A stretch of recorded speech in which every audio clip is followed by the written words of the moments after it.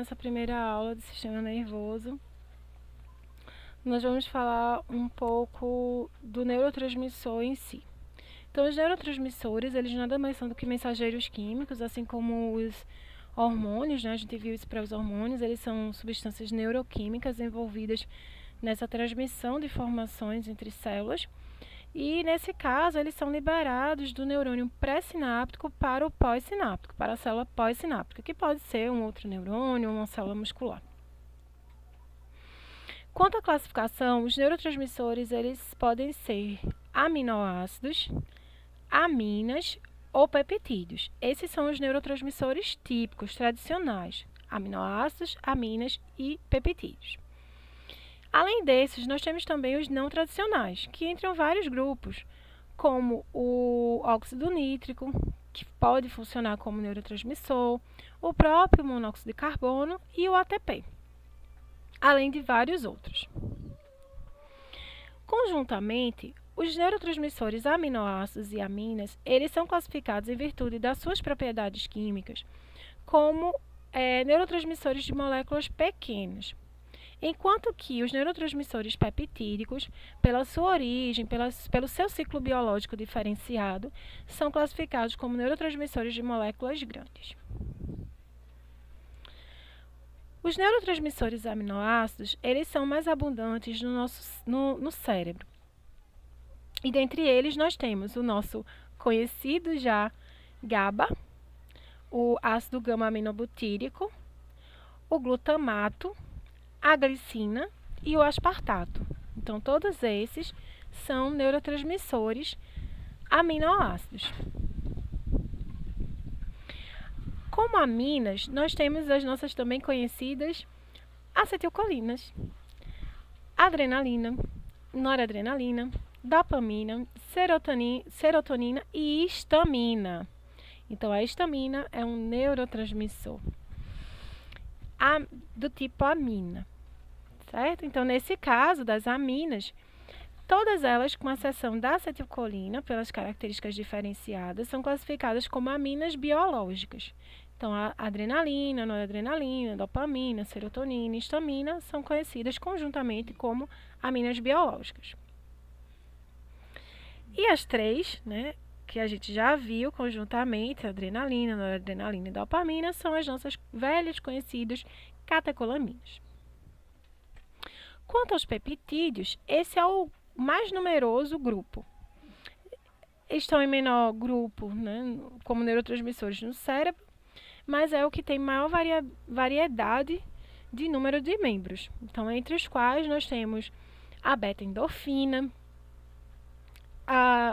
as encefalinas, que nós já conversamos, as metaencefalinas, dinofinas, substância P, que está envolvida bastante no processo de dor, ocitocinas, também com função aí, nervosa, vasopressina, neuropeptídeo Y, somatostatina, colecistocinina, peptídeo vasoativo intestinal. Então, vemos que aí temos também hormônios, mas nesse caso citados como neurotransmissores, por também terem, a gente já viu isso, inclusive nos trabalhos, funções como neurotransmissores, que é o caso da colecistocinina, que tem a capacidade de conduzir, estimular terminações nervosas e conduzir informações para o hipotálamo a fim de desempenhar nele a condição da saciedade. Esse primeiro grupo de neurotransmissores peptídicos, eles são chamados como opioides, porque estão envolvidos justamente com o processo de modulação da dor, né? Então, nós vamos ver posteriormente, nós vamos discutir isso mais aprofundadamente nessa questão dos opioides. Então, os opioides eles são justamente o grupo de neurotransmissores peptídicos.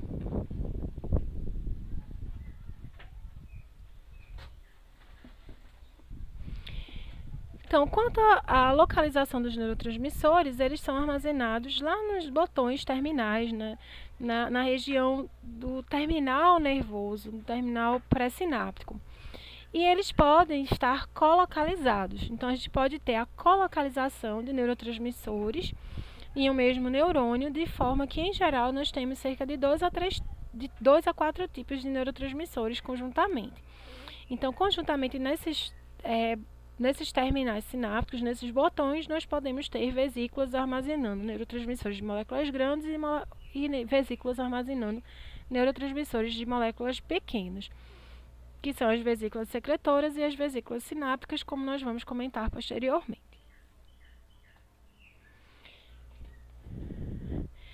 E aí, o que vai determinar a liberação desse neurotransmissor é a intensidade do potencial de ação. Então, de acordo com essa intensidade, nós vamos ter liberação apenas de neurotransmissores de moléculas pequenas, que mais facilmente são liberados, ou neurotransmissores também de moléculas grandes, que dependem de um potencial de ação mais intenso para que isso ocorra. Então, baixos potenciais de ação só resultam na liberação de neurotransmissores de moléculas pequenas, que são aqueles armazenados nas vesículas sinápticas.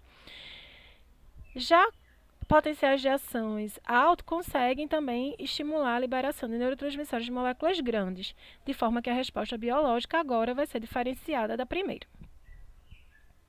Quanto ao ciclo biológico, nós temos que descrever minimamente o processo de síntese, armazenamento, liberação, recebimento e inativação desses neurotransmissores na célula que o sintetiza e na célula-alvo. Quanto à síntese, os neurotransmissores eles são sintetizados no corpo celular quando de moléculas grandes. Então, os neurotransmissores de moléculas grandes, que são peptídeos, são oriundos, portanto, do processo de transcrição, tradução e processamento dessa proteína inicial para a formação do peptídeo correspondente, que é o neurotransmissor peptídico. Então, esse neurotransmissor ele é sintetizado como uma grande proteína pelo processo de transcrição-tradução. No retículo endoplasmático, ele sofre uma primeira fragmentação, a primeira alteração, e posteriormente no complexo de Golgi, onde ele é armazenado nas vesículas, um processo bem parecido com o dos hormônios peptídicos proteicos, e nessas vesículas eles são conduzidos, já armazenados nessas vesículas até o terminal sináptico.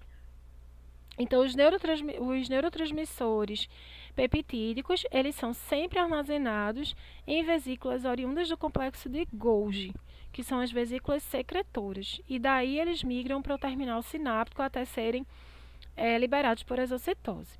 Já os neurotransmissores de moléculas pequenas, que são os aminoácidos e as aminas, eles são oriundos de constituintes dessa célula, mas a sua síntese ocorre no terminal sináptico, uma vez que apenas no terminal, nas vesículas sinápticas, vamos ter as enzimas necessárias para essa síntese. Então, os neurotransmissores de moléculas pequenas, eles são produzidos no terminal sináptico, dentro já das vesículas sinápticas, diferente dos neurotransmissores de moléculas grandes, dos peptídeos.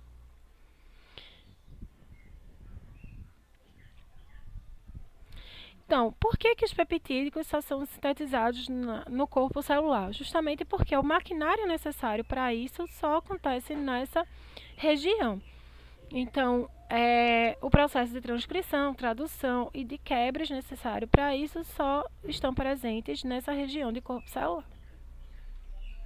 O armazenamento, nós já comentamos que, no caso dos neurotransmissores de moléculas grandes, esse armazenamento ocorre em vesículas oriundas do complexo de Golgi, que são as vesículas secretoras, enquanto que os neurotransmissores de moléculas pequenas são armazenadas em vesículas sinápticas, que são vesículas oriundas da membrana plasmática do terminal sináptico.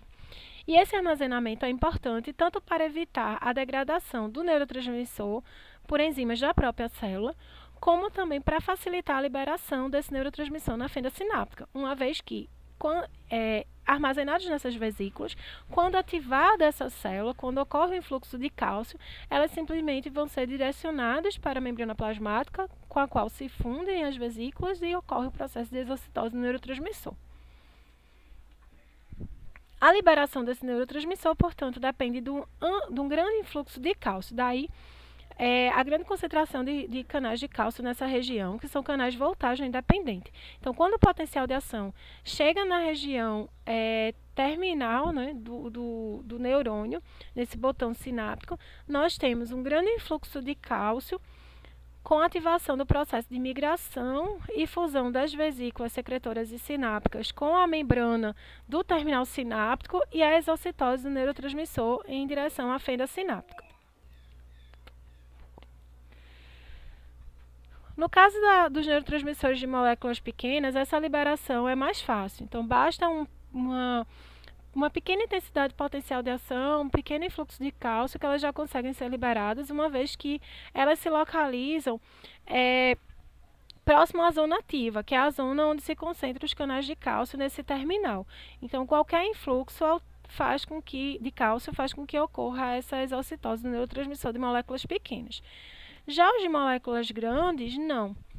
Então, os de moléculas grandes, diferente de moléculas pequenas, que é um sistema de comunicação rápida, os de moléculas grandes é um sistema de comunicação mais lenta, uma vez que vai depender de um grande influxo de cálcio para que ocorra a migração das vesículas secretoras, que não se encontram na zona ativa, para que ocorra essa exocitose dos seus neurotransmissores.